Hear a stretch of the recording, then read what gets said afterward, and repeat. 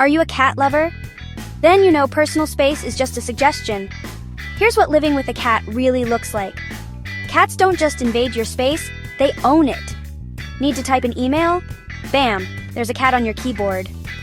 Trying to eat in peace? Nope, Kitty's face is in your cereal. And don't even think about using the bathroom alone. Your furry supervisor is on the job. But hey, who needs boundaries when you've got purring whiskers and a fluffy tail in your face?